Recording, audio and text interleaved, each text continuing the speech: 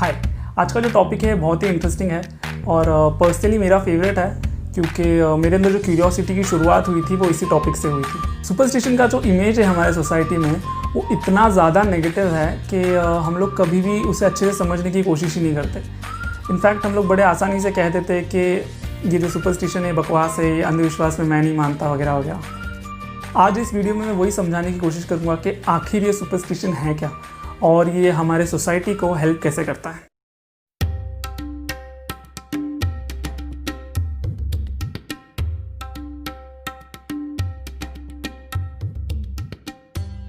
सबसे पहले शुरुआत करते हैं सुपरस्टिशन के मीनिंग से। इसको कई सारे लोगों ने अलग अलग टाइप से एक्सप्लेन किया है, बट अगर एक इजी लैंग्वेज में इसको समझे तो एक एक्शन जो हम लेते हैं या हम नहीं लेते हैं किसी एक सुपरनैचुरल चीज़ को अपने दिमाग में रखते हुए, उसे सुपरस्टिशन कहा जाता है। अब जानते हैं कि ये सुपरस्टिशन आते कहाँ से है, कौन बनाता है इन्हें और कैसे बनते हैं ये। कोई भी सुपरस्टिशन बनने के पीछे दो रीज़न हो सकता है। पहला है ऑपरेंट कंडीशनिंग। ये टर्म 1948 में अमेरिकन साइकोलॉजिस्ट D.F. स्किनर ने इंट्रोड्यूस किया था एक एक्सपेरिमेंट के द्वारा। बहुत ही इंटरेस्टिंग एक्सपेरिमेंट है, इसे गूगल ज़रूर करना। ये एक लर्निंग प्रोसेस है जिसमें हमारा ब्रेन किसी एक एक्शन को एक रिजल्ट से लिंक कर देता है जिसका एक्चुअल में आपस में कोई लेन देन नहीं होता। फॉर एग्जाम्पल, मानो मैं एक घड़ी पहन के एग्ज़ाम देने जाता हूँ और हमेशा मेरा एग्ज़ाम बहुत अच्छा जाता है और एक दिन मैं ये घड़ी भूल जाता हूँ और मेरा एग्ज़ाम बहुत बेकार जाता है। अब ऑटोमेटिकली मेरे माइंड में ये सेट हो जाएगा कि जो ये वॉच है वो मेरे लिए लकी है और जब भी मैं पहनता हूँ मेरे एग्ज़ाम बहुत अच्छा जाने वाला है। और इसी तरीके से देखते देखते एक सुपरस्टिशन में कन्वर्ट हो जाता है। इस तरीके से बने हुए सुपरस्टिशन हमारे आसपास भी कई सारे हैं, जैसे कि आँखों का फड़फड़ाना, हाथों में खुजली होना, कौवे का काव काव, और जब भी हम कोई अच्छा काम करने जा रहे हैं तो कोई छींक दे तो वो पनौती होता है। ऐसे कई सारे हैं। दूसरा है इंस्ट्रक्शन बेस्ड सुपरस्टिशन। जब किसी इंसान को एक इंस्ट्रक्शन पास ऑन करनी होती है और वो चाहता है कि वो इंसान वो फॉलो करे ही करे सामने वाला, तो एक सुपरनैचुरल एलिमेंट को उसके साथ जोड़ देता है। फॉर एग्जाम्पल, अगर एक माँ नहीं चाहती है कि उनका बेटा अमावस की रात को बाहर निकले क्योंकि बहुत ज़्यादा अंधेरा होता है, क्राइम के चांसेस बढ़ जाते हैं, एक्सीडेंट के चांसेस बढ़ जाते हैं, तो वो एक सिंपल इंस्ट्रक्शन देने के बदले कहेगी कि बाहर मत निकलो क्योंकि अमावस के टाइम चुड़ैल घूमती है, स्पिरिट घूमते हैं, तो इसी डर से शायद वो बच्चा बाहर ना निकले। और देखते देखते एक सुपरस्टिशन क्रिएट हो जाता है इसी तरीके से। इस तरह के सुपरस्टिशन इंडिया में बहुत सारे हैं, जैसे कि आईना नहीं टूटना चाहिए घर में, जैसे फ्यूनरल से घर पे आती तुरंत नहाना चाहिए, जैसे रात के टाइम झाड़ू नहीं मारना चाहिए, रात के टाइम नाखून नहीं काटना चाहिए, लड़कियों के खुले बाल नहीं होने चाहिए रात को।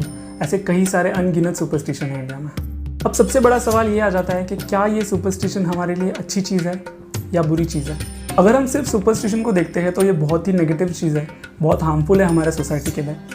पर अगर इसके थोड़े से भी हम लोग डीप में सोचेंगे इसके बारे में तो हमें दो चीज़ें मिलती है।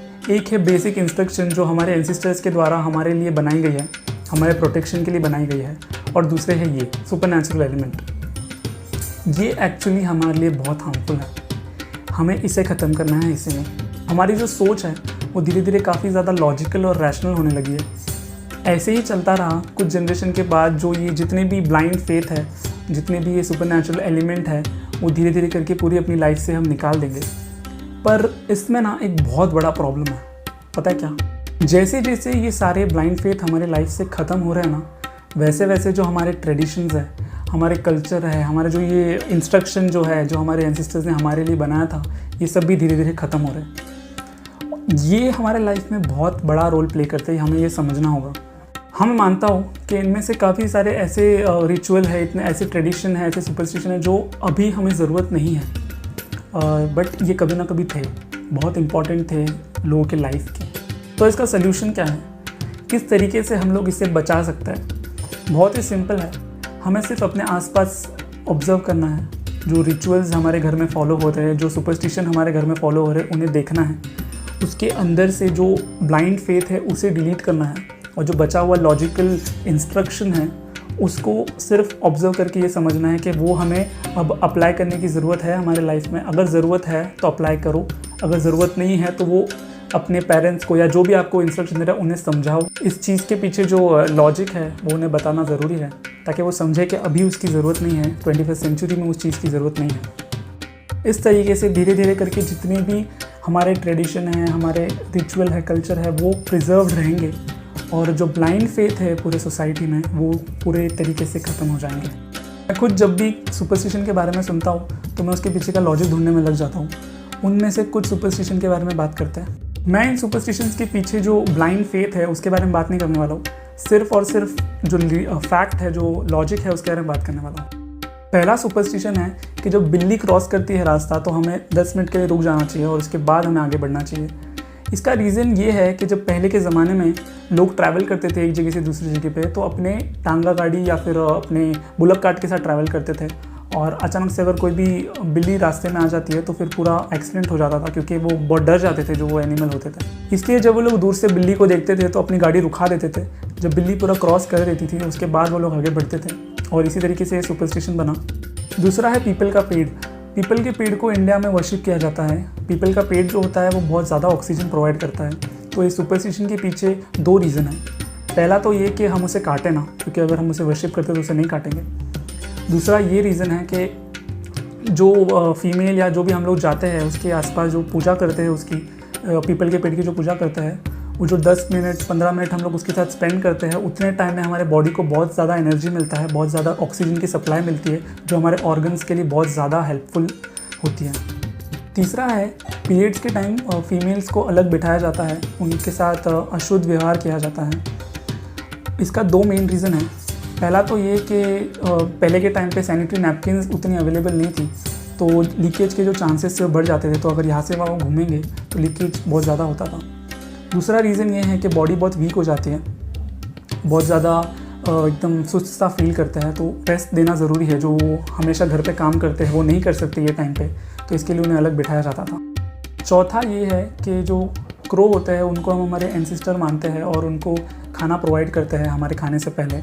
इसका मेन रीज़न ये था कि पहले के टाइम लाइट नहीं थी, तो सुबह सुबह जब अर्ली मॉर्निंग में 4 बजे 5 बजे उठ के लोग खाना बनाते थे तो उन्हें नहीं पता रहता था कि खाना अच्छे से बना है, उसमें कुछ गिरा है कि नहीं गिरा है। तो वो लोग फूड कौवे को पहले देते थे अपने खाने से पहले। कौवा हर चीज़ खा लेता है, बट वो जो पॉइज़न है वो सेंस कर लेता है, तो वो अगर नहीं खाता था तो उनको समझ जाता था कि खाने में कुछ तो गड़बड़ है और वो नहीं खाते थे। हम अभी भी ये फॉलो करते हैं, करना चाहिए, कौवे को फीड करना चाहिए, बट एक लॉजिकल सोच के साथ।